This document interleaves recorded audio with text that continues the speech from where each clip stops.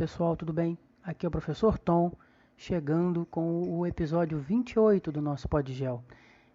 Hoje a gente fala sobre as formações vegetais brasileiras. São 9 tipos e a gente vai caracterizar cada uma delas aqui, a localização geográfica, as características principais e também lá no final a gente vai falar sobre os tipos de vegetação de acordo com a presença de umidade. Só tem nome bacana. Vocês não perdem por esperar. Vamos lá?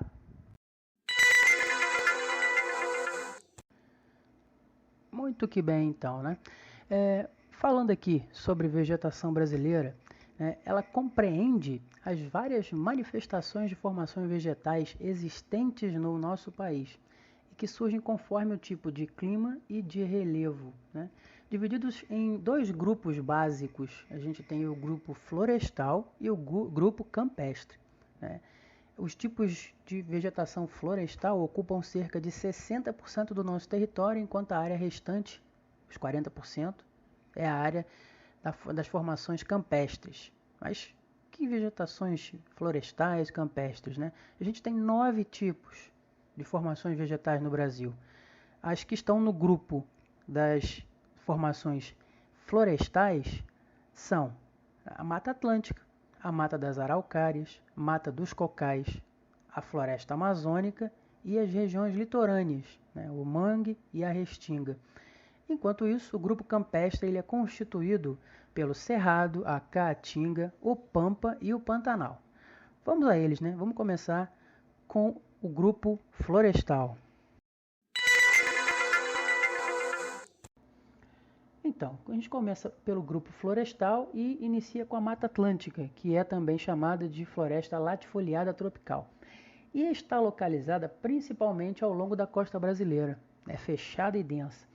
No passado, ocupava o litoral brasileiro desde o Rio Grande do Sul até o Rio Grande do Norte, mas por conta do desmatamento intenso, principalmente ao longo do século XX, a área atual da Mata Atlântica é de menos de 8% do seu tamanho original. O clima da Mata Atlântica é o tropical úmido, com temperaturas elevadas e chuvas abundantes, sem apresentação de períodos de estiagem, não tem período seco. Além disso, possui aspectos particulares, como a vegetação típica de ambiente úmido, que faz com que ela permaneça constantemente verde, e apresenta também grande proximidade entre as árvores, que é por isso que a gente chama de floresta densa. O clima e as chuvas são os fatores que propiciam a sua grande biodiversidade, a maior do mundo se a gente considerar hectare. Tá? As espécies incluem cedro, imbaúba, ipê, o jambo, palmiteiro, pau-brasil e peroba. Apresenta também mais de 10 mil espécies de plantas e cerca de 800 espécies animais, entre mamíferos, aves, marsupiais, roedores, anfíbios, répteis e primatas. Aí a gente passa para a floresta amazônica, que é também chamada de latifoliada equatorial. E a Amazônia, a gente sabe, abrange toda a região norte, além de partes dos estados do Mato Grosso e do Maranhão. E vários países da América do Sul, posso citar aqui as Guianas, a Guiana Francesa, a Guiana, o Suriname, a Venezuela, o Equador, a Colômbia, o Peru e a Bolívia. É uma floresta latifoliada, ou seja, folhas largas e grandes, com grande biodiversidade, cerca de mais de 2.500 tipos de árvore, mais de 30 mil tipos de plantas. Há uma grande variedade de espécies vegetais, castanheiro, cipó, guaraná, jatobá, palmeira, seringueira, vitória régia. E a floresta amazônica é a vegetação brasileira mais atingida pelo desmatamento. Dentro da floresta amazônica, há 3 tipos principais de vegetação amazônica, de acordo com a proximidade dos cursos d'água. A mata de igapó, a mata de várzea e a mata de terra firme. A mata de igapó, ela também é chamada de floresta alagada, e caracteriza-se por localizar-se muito próxima aos rios, estando permanentemente inundada. Apresenta plantas de pequeno porte em comparação ao restante da vegetação da Amazônia e que costumam ser hidrófilas, ou seja, adaptadas à umidade. Possui, em geral, raízes elevadas que acompanham os troncos. A mata de várzea, assim como a mata de igapó, também sofre inundações, só que em determinados períodos, apenas nas cheias dos grandes rios. Nas vazantes desses rios, essa mata de várzea ela acaba ficando emersa.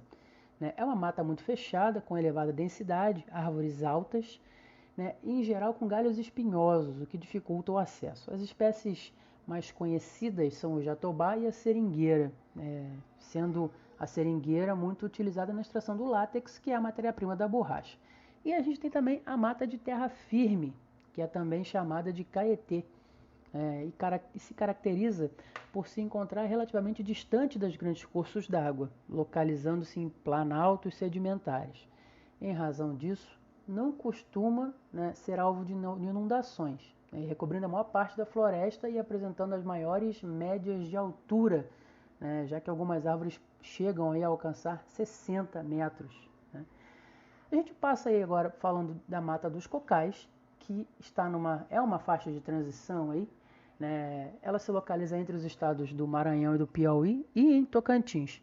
Surge em climas equatoriais, equatorial úmido principalmente, e no equatorial semiárido. E é lá que estão os babaçus, que é uma árvore típica desse lugar, e outras árvores de grande porte, tais como o açaí, o buriti e a carnaúba.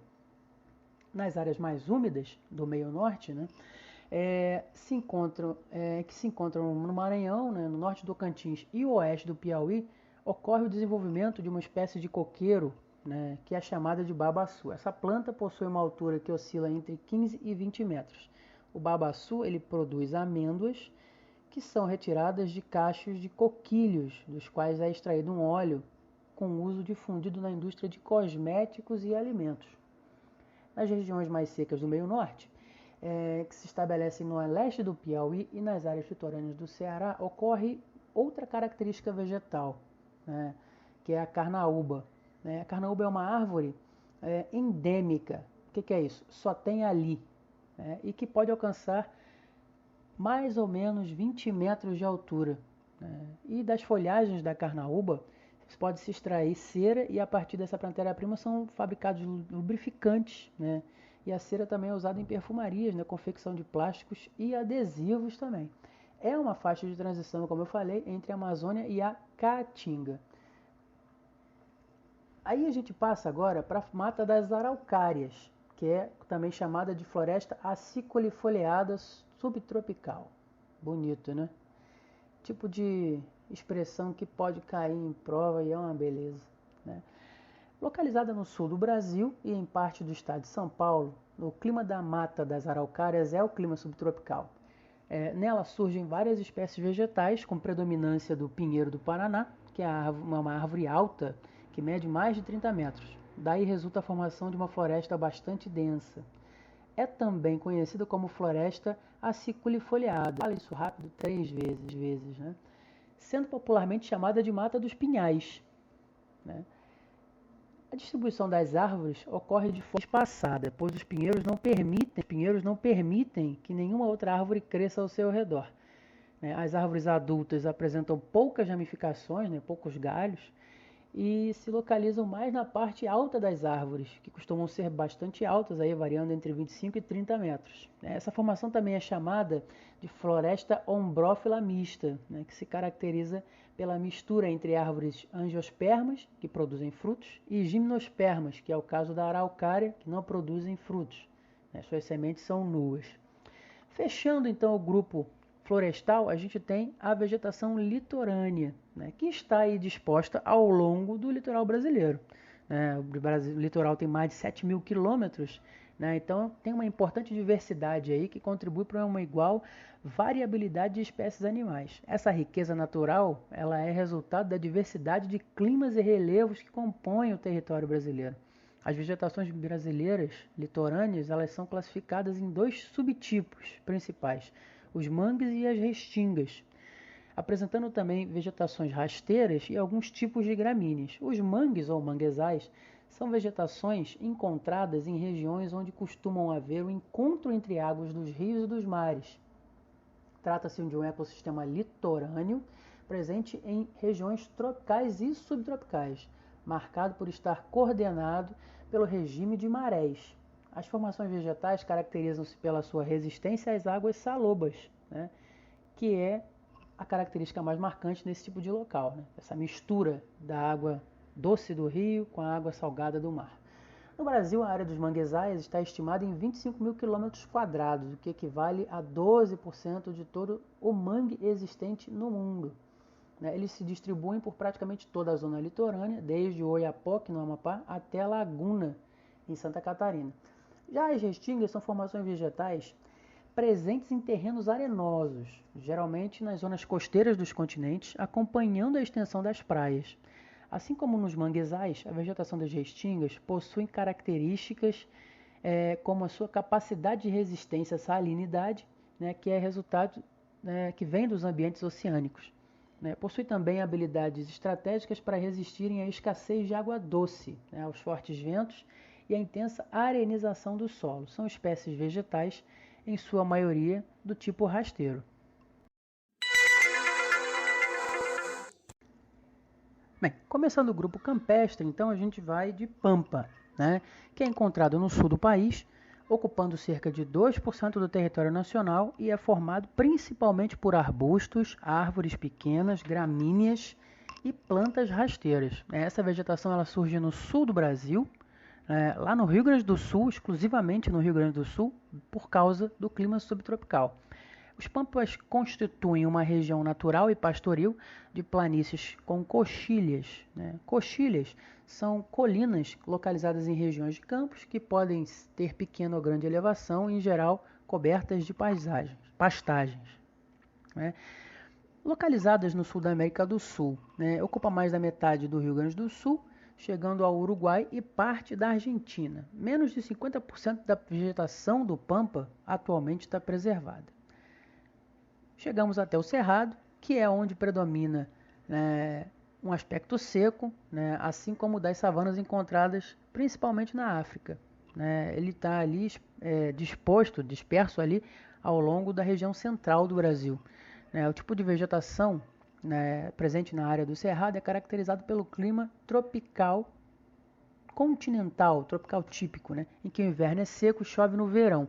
No Cerrado encontram-se arbustos, árvores retorcidas e gramíneas. Mesmo que não totalmente reconhecida, a flora do Cerrado é bastante diversificada. Sua cobertura vegetal ela é a segunda maior do Brasil, abrangendo uma área de 20% do território nacional, o que dá aí mais ou menos 1.700.000 quilômetros quadrados.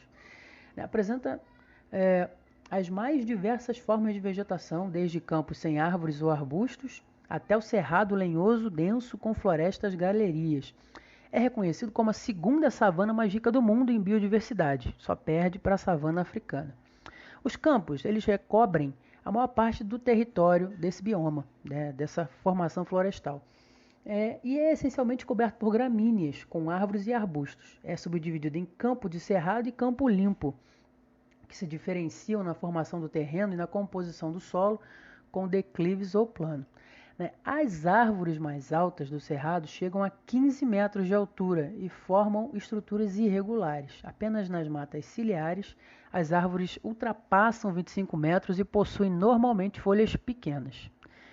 Chegamos então na caatinga, que é uma formação vegetal que ocupa o sertão nordestino, onde o clima é semiárido e chove pouco.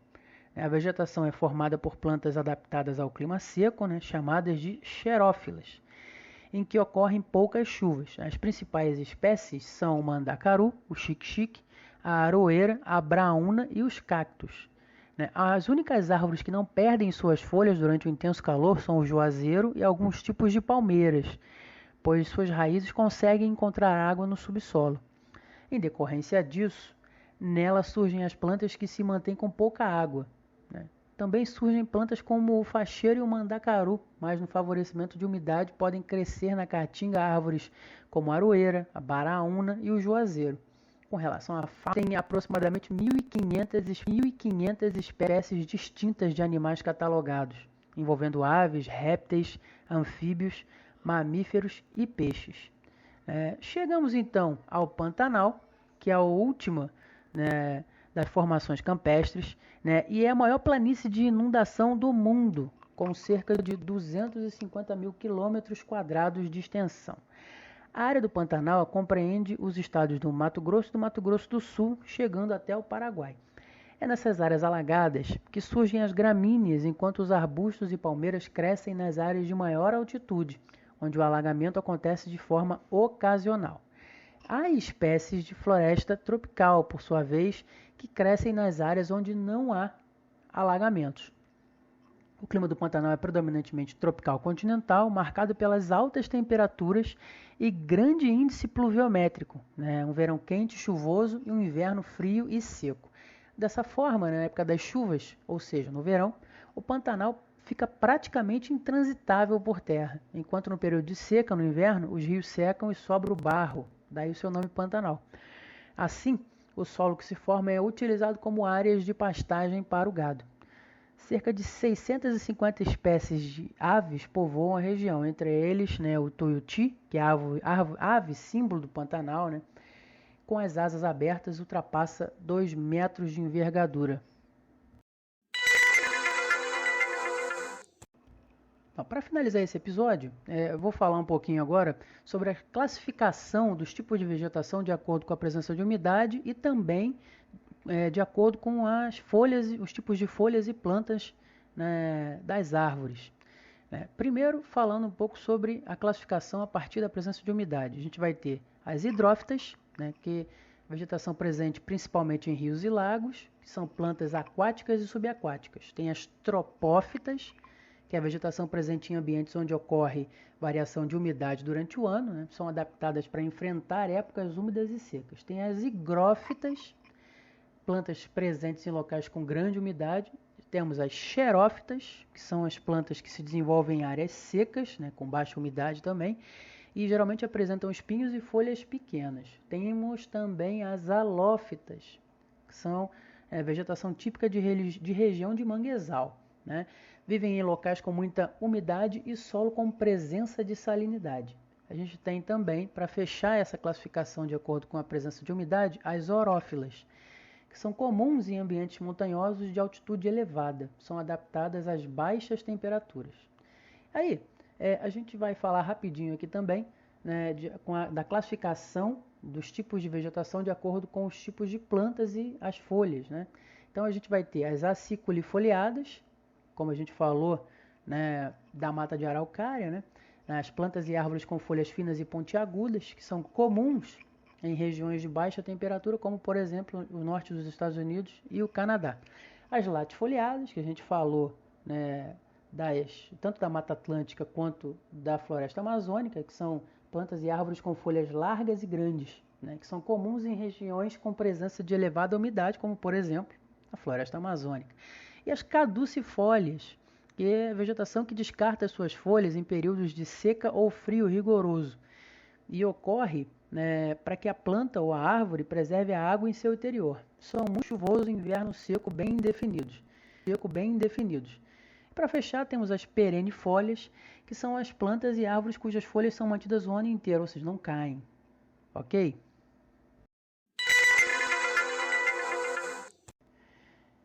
Então, galera, chegamos ao final de mais um episódio 28 do Podgel, tá? Eu espero que vocês tenham conseguido aí pegar, né, as características, a localização geográfica, entendido um pouco mais aí sobre as formações vegetais brasileiras, né, que agora também consigam visualizar e consigam identificar as formações vegetais dos lugares onde vocês moram. Eu sou aqui da região sudeste, então para mim, eu conheço o mangue, conheço, né, a Mata Atlântica, né? Então, para quem é da região amazônica, lá Amazonas, Pará, que consiga visualizar e entender efetivamente, né, para quem é do Nordeste, para quem é do Centro-Oeste, para quem é do Sul, que vocês agora consigam, né, entender a vegetação que cerca vocês. Tá bom, pessoal? Então, assim, como sempre, eu aguardo o feedback de vocês, os comentários, né? Sigam a gente, né, lá no Facebook, Professor Tom, sigam a gente lá no Instagram, no YouTube, se inscreve no YouTube, né? Tem poucos inscritos no YouTube, se inscreve lá, né? E se inscreve para poder estar sempre aí com a gente, estar sempre recebendo as atualizações, tá certo? E aí, se inscrevendo, seguindo, vocês vão estar sempre sendo notificados. Um abraço a todos aí e até o próximo episódio, 29.